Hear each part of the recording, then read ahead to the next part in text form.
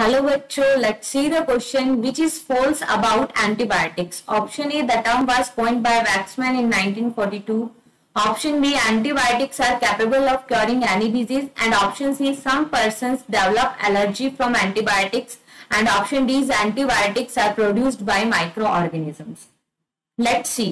देखो हमसे पूछे कि कौन सा स्टेटमेंट इनकरेक्ट है और फॉल्स है, तो ऑप्शन ए देखो, the term was coined by Waxman. देखो व्हाट, सबसे पहले हम देखते हैं कि एंटीबायोटिक क्या होता है. तो देखो एंटी का मीन होता है अगेंस्ट एंड बायो का मतलब होता है लिविंग.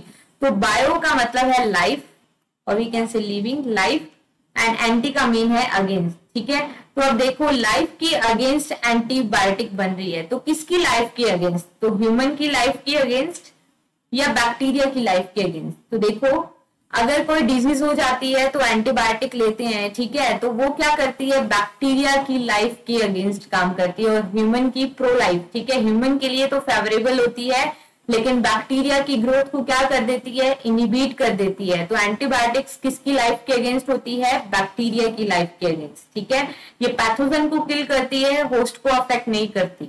ठीक है, तो देखो इसको सबसे पहले जो एंटीबायोटिक टर्म है, it is given by Waksman in 1942 and this is the absolutely right concept. ठीक है, राइट ऑप्शन फर्स्ट.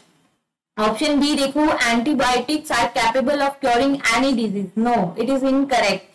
एंटीबायोटिक्स से सभी टाइप की डिजीज को क्योर नहीं किया जा सकता क्योंकि antibiotics work on the living organisms. ठीक है, लिविंग माइक्रो ऑर्गेनिजम्स के ऊपर काम करती है ये. ठीक है, तो वायरस क्या है? Virus is non living thing और वायरस के ऊपर क्या होता है? ये लेस इफेक्टिव होती है और we can say not effective on virus. तो ये वायरस से होने वाली डिजीज को क्योर नहीं कर सकती.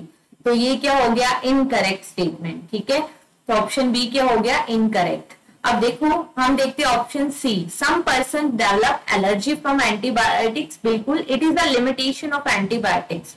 क्योंकि कुछ एंटीबायोटिक से क्या होता है कि कुछ पर्सन्स के अंदर हाइपर सेंसिटिविटी रिएक्शन स्टार्ट हो जाती है जिससे आईजीई एंटीबॉडी का प्रोडक्शन ज्यादा होने लग जाता है और ये एंटीबायोटिक एलर्जी क्रिएट कर सकती है. तो ये ऑप्शन बी क्या है? करेक्ट.